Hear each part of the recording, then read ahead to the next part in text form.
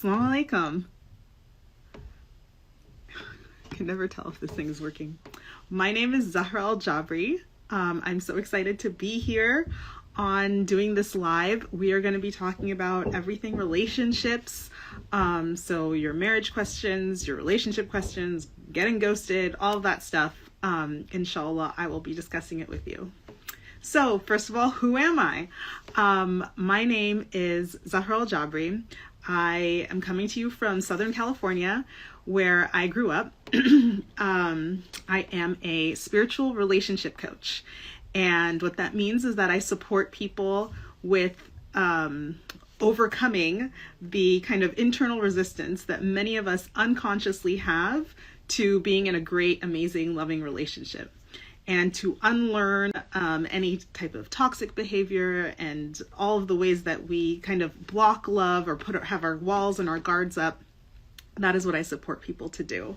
So I'm so excited that you guys are here, and I'm waving at people. Let me start with a little bit of an introduction to myself, and inshallah we're gonna be having a part 2 to this live because I kind of wasn't able to log in. So this will be about half an hour, and then inshallah another time we'll have another session. So send your questions, and if we don't get to it now, we will get to it at another time. All right. And my Instagram handle is @practicalmuslim, is my coaching handle, and my personal account is @Z4Zahra. So why me? Why are you listening to me? So let me just share a little bit of background story. I grew up, like I said, in Southern California. My parents were super involved at the masjid. And, you know, I just grew up going to Sunday school, you know, being one of the few Muslims in a majority white suburb in California, and really tried to be like that good girl, like just do everything right. I was so scared to, you know, do anything haram or that I might go to hell or any of those things. So just trying to do what I was supposed to, get good grades, you know, be nice and helpful. I'm also the oldest daughter, so helping my parents with my siblings, be a good friend, etc., etc. And basically what happened for me is that as I kind of was progressing through life, I reached a point where like I had achieved so many different things, but I still felt like there was more I wanted to do, and I felt blocked from getting it, and I felt like Allah was against me, and like I wasn't going to be able to like attain those things. And what ended up happening, essentially, this is a super condensed version of the story, is that I had to rediscover Islam through a spiritual lens. And when I did, everything in my life shifted. And what I learned was that my relationship with myself, I was trying so hard to be a good girl, but on the inside, I felt like I was bad. That, you know, I am trying to be helpful and supportive to all these people, but I'm secretly resentful and angry or hurt by the different things that people have done or said or not done. And instead of speaking up about it, I'm supposed to be a good girl, so I don't say anything. I just take it, you know, like it's okay, give them excuses, all of that stuff. With Allah, feeling like Allah is not really on my side. Like, you know, I'm trying to do these things, and why isn't it happening, right? I'm being so good, like I should get, you know, these good worldly things, and it's taking a long time, or it's not really coming. And so I really had to appreciate that how I viewed myself and how I viewed Allah was preventing me from actually being myself, because I was basically putting on a show of what I thought people wanted me to be, which is, you know, the supportive, helpful, never complains type of person. And then when I wasn't getting the things back, like I'm just like frustrated and angry and like, is Allah punishing me? Like, what's going on, right? Or is this the evil eye? Like, I don't understand. So then when it came to marriage, for me, marriage was the one place where I actually had a strong internal sense of like how I need to approach this and what I need to do. And in that place, I knew that because in all other areas of my life, I am trying to perform as the best that I can be. I knew that in a marriage, I wanted it to be a place where I could relax and really be myself, that like I could get support, that I could say no, I don't want to clean up this or do that, or all of these other different things. Like I wanted marriage to really be a comforting place for me. And because I held on to that view so tightly, it ended up really guiding me to approach marriage in a way that set me up, alhamdulillah, to have an incredible marriage. Like my husband and I have been married now 13 years. We have 4 kids. We've traveled the world. We've lived in Norway. We've started several businesses. And it's been really incredible. And for a long time, I was scared to kind of let people know how good our marriage was, because I thought something from the outside could affect it. Like, how did I get lucky to have this beautiful relationship? And it wasn't until, again, I was doing all of this spiritual work that I began to see that it isn't luck. It wasn't that, my husband and I connected and alhamdulillah, we're lucky. It's that we really laid this foundation and set ourselves up so that we could have a great marriage. And so I'm going to give you guys some of those key things for you to set yourself up in that way. Okay. And so the first thing, I'm checking my notes because I don't want to miss anything. The first thing is that the vision that you have for your marriage is key. And for me, I really loved the story of the Prophet ﷺ and Khadija, and just how much they loved each other and how kind of epic their romance was. And so my vision for a marriage was focused on, I want my marriage to be super strong and be a place that truly is a comfort. And if we are tested, I don't want us to be tested in our marriage. I want us to be united in our marriage and face the tests of the outside world together. Again, just like the Prophet ﷺ and Khadija did, right? Their marriage was strong, and then they had the challenge of dealing with the Quraysh and, prophethood and all of these other things, but they faced all of that together. And so that was the dua that I constantly made, like, Allah, give me a marriage like the Prophet ﷺ and Khadija, and don't test me in my marriage, let us, work together and then face the outside world together. And that vision, that I held, and I didn't even really appreciate that, like, I was holding on to a vision. I just was like, I want something like that. Like, I see all the marriages around me that, like, they kind of just look like, okay, the uncles and aunties, they just get along. They're just putting up with each other. They're just there together. But like, there is no real connection. There is no real, like, deep bond. There is no, like, ride or die. Like, they just are, we're from the same hometown, and then we got married and we started a family, and this is the work we do. And it just kind of lacked luster to me. And I didn't want that. I didn't want to just be another place where it's just okay, because like I was doing okay in all other places in my life. So I wanted my marriage to be a place where, like, this is amazing. Like, this is the romance. This is the love. This is awesome. And that vision supported me in being able to kind of hold the line in how I needed to show up in order to be the woman that would be in a relationship like that. Okay?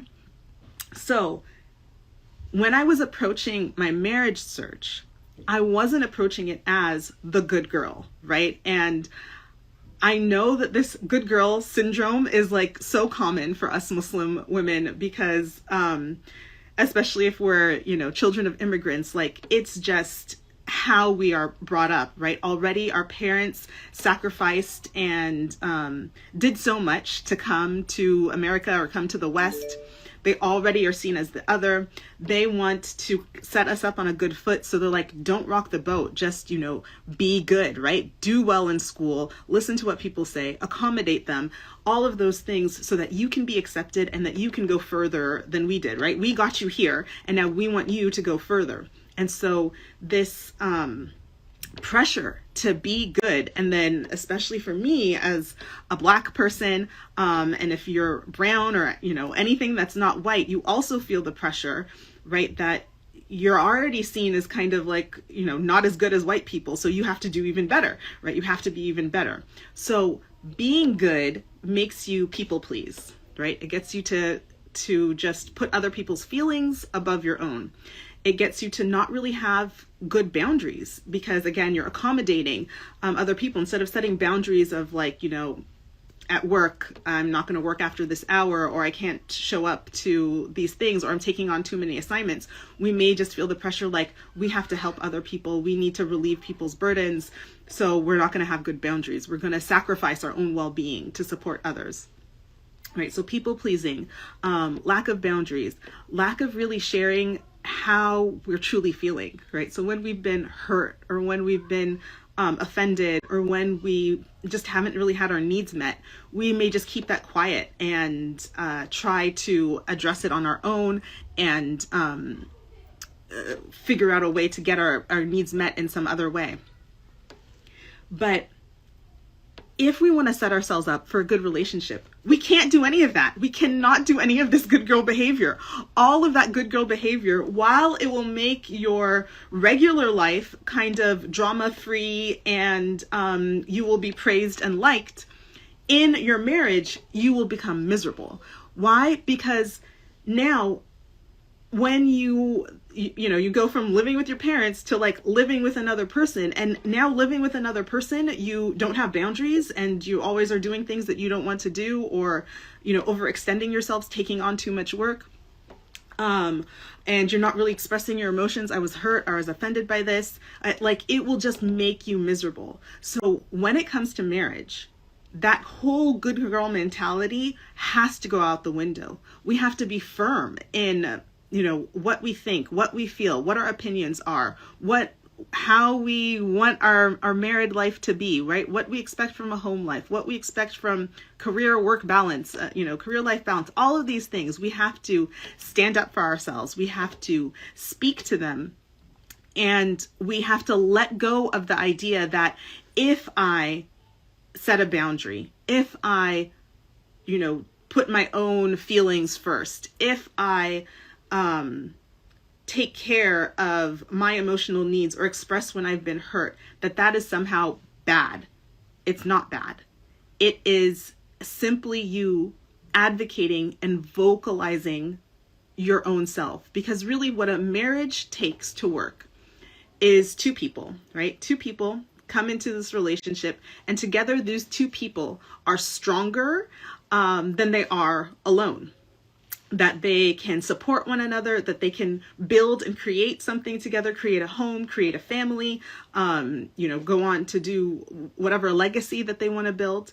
But those two people cannot be stronger together if both people are not truly being themselves. If one or both are hiding, how they truly feel or what they really want to do, or what's really their visions. If they're not fully expressing those, they put the relationship in jeopardy. And essentially it's like a shadow of a person, right? And a shadow of another person coming together. And that's not going to be as strong as two solid people coming together. So I know there were so many different questions, I'm checking my notes again, that we had about this live. But I wanted to start here, because the way that we view ourselves and how we approach and walk into a relationship has a huge impact on how we are going to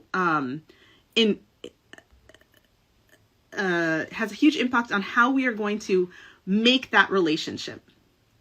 And so if you are that good girl, I want you to really, really consider and think about, how is that narrative, that story about yourself, that I do everything that I'm supposed to and everyone can count on me, how is that story serving you? How is it supporting you? How is it helping you develop and grow? How is it letting you show love and receive love, right? Probably you are giving a lot of love, but are you receiving back what you need? And so the first place to go to in order to establish a beautiful relationship is with yourself, is to look in towards yourself and like, what is my relationship with myself? Do I honor myself? Do I give myself attention? Do I tend to my own needs, right? If I get disappointed by something, do I allow myself to feel disappointed, or to be like, Zahra, don't worry about it. Don't worry about it. It's okay. Do I just brush off my own feelings? Like always telling myself, don't feel that way. You shouldn't feel that way. You're okay. And really dismissing my own emotions, my own needs, right? When I'm tired, do I allow myself to rest, or do I like, no, I need to finish this. I'm supposed to work on that. Other people are counting on me. Do I not allow myself to rest? This relationship that you have with yourself is the determining factor in how you'll be able to approach and engage in a relationship with another. So if you keep meeting people, meeting guys who are not really showing up for you in the way that you want, it's right? Believers are mirrors to one another. So it's a reflection of you not showing up for yourself. And so anything you're seeing on the outside coming at you from a potential person is reflecting back to you something about your own state, something about your own state of mind, your own state of your heart, your own beliefs about what is possible. And so it's an opportunity to look deeper. Why is the way that this guy talking to me bothering me? Or why do I keep getting ghosted? Or, why do I keep meeting this same type of person who, always has this one thing that they never want to commit, or they start out really interested and then they, cool off, or whatever it is. Asking yourself why, right? And then understanding, how am I showing up? What am I doing that's contributing to them treating me and responding to me in this way? That is your secret to being able to get over any relationship hang-ups and hiccups and heartaches that you're having, because it is when you dive in to your own self, why? Just that simple question of asking yourself why, right? And this is a curious why, not a why that's like, oh, why me? Why is this always happening to me? Poor me. Not this self-pity why, because the self-pity why will just lead you to start blaming other people. Oh, it's because of them. There's just no good guys. They're just whatever. So we don't want to go into that pity. We want to go into the curious, inquisitive, why is this happening? What is this trying to teach me? What is the lesson here? How can I grow from this? What, if I were to do something different, what would it be? What would happen if I were to change my approach, or change the way I think about this, or see this from a different perspective? Those types of questions will do more to bring you closer to the relationship that you want than spending hours on apps or talking to all the aunties or any of that stuff. Because again, all you're going to get in the outside world is a reflection of what's going on within you. And literally, this is what Allah tells us in the Quran, right? That if we're trying to change our conditions, we're trying to change our situation, right? We're not in a good, loving relationship, and we want to get into one. The way to do it is not by running around trying to meet different people. The way to do it, Allah says, is I will not change a condition of a people until they change what is within themselves. So what does that mean? When we change from within, when we change, and what does changing within mean? It means changing how we think, changing how we perceive things, changing our attitudes, changing our beliefs about things, changing our perspective. When we make that change within our mind and our heart, then our outer circumstances are going to change. And so this relationship that we develop with ourselves, and our ability to go within our own selves and question ourselves, is critical and crucial in order to set yourself up for a good relationship. So I'm going to pause here, and inshallah we'll have a second session around this. And I'm just checking my notes. So just to kind of tie this in, the most common issues that, you know, women are facing getting into a relationship, right, is blaming the guy. The guys don't show up. The guys are ghosting me. The guys are not good. The guys are not, you know, this or that. And when we do that activity of blaming that it's on around something that's outside of our control, it's because they weren't raised this way, or they weren't raised in a, you know, in the same culture as me, or whatever, we lose our agency. We give up our opportunity to try and address or solve the problem because we've made the problem outside of ourselves. It's something we have no control over. I have no control over where the guys were born or how they were raised or who they were taught by. But when we turn back our attention on our own selves and look at, how am I showing up? What do I believe about relationships? Maybe I've only seen dysfunctional relationships. So subconsciously, I just think all relationships are dysfunctional, and I operate from that. Subconsciously, I operate in a dysfunctional way because that's just how I've absorbed things. Can I look at that and see, like, you know what? Oh my gosh, you know, I hid how I was feeling there. I started to play games here, or I went along with something that I wasn't interested in just because I thought, you know, they might be the one. So let me just go along with it. And then when it fell apart, like, what? Well, you were being inauthentic. You weren't being true to yourself. And so it's not a surprise that it falls apart, right? It's, it makes sense. Like, you weren't being who you really are. And so a lot of the comments and the questions that we received in regard to this topic was kind of like, you know, putting the blame on the men. And in this first part, I just really want you to appreciate and focus on understanding, what am I doing that is that Allah is reflecting back to me, this, you know, this type of behavior or relationship or person that I don't want.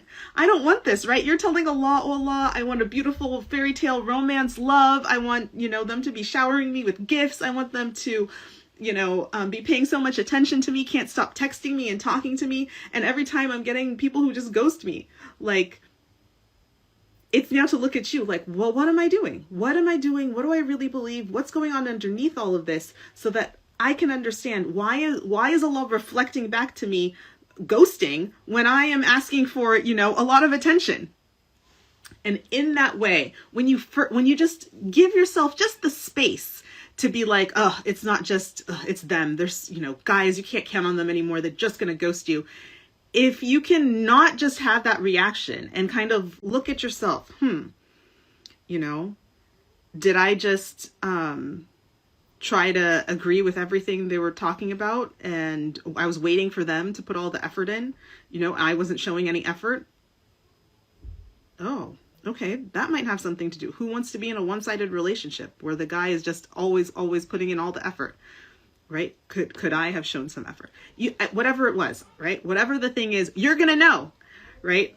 And that's the thing about me as a relationship coach, or any coach, right? You know you and yourself and your life the best. All a coach is going to do is come in and ask you questions and shine a light so that we can look deeper into these parts and reflect to you what we're seeing from an outside perspective. And in this way, we can support you to get to remove these blocks and blind spots so that you can have the beautiful and amazing relationship. Because the thing I want to leave you with is that Allah wants you to have an amazing love. He really does. Allah wants you to have beautiful, amazing, fulfilling, passionate love.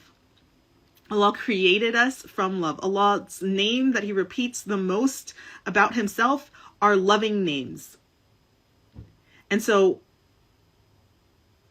it is part of our kind of birthright to have love. I mean, just think of yourself as a baby. When you're a baby, you're just surrounded by love, right? Your mother loves you, their aunts and uncles, your father, everyone's holding you, carrying you, loving you, kissing you. You're surrounded by love. Like, that is our fitra. That is our natural state, to be relaxed and at peace, receiving tons of love. And now as we age, we kind of learn that, oh, maybe I don't deserve love because I'm not as pretty, or I'm not as smart, or I didn't go to the right school, or my parents are this or that. We think that like somehow we're disqualified for love and that we have to work extra hard. We have to prove that we're worthy of love. And in that way, but through that thinking, we block love that's just supposed to freely flow to us from everywhere. Now we've put up barriers. Well, I'm not pretty enough, or I'm not this, or I'm not that. We've put up barriers to why we can receive it, and then are complaining and wondering, how come I don't have it? Because we put up all these walls. So my role as a coach is to help you take down those walls, take down those barriers. You are worthy and deserving, and inshallah can and will have amazing, epic, life-changing love. And the first step to doing that is to really examine yourself, question yourself, understand more about yourself. And if you need support in doing that, that's what I do. DM me, reach out to me. I'll put my handle in the comments, but it really is important to believe that you can have love. That you can have love. Okay? And so inshallah there will be a part 2 to this. Reach out to me on at Practical Muslim, or my personal account at Z for Zahra. And inshallah leave your questions and comments below this video so we can dive into the second portion. All right. Assalamu alaikum.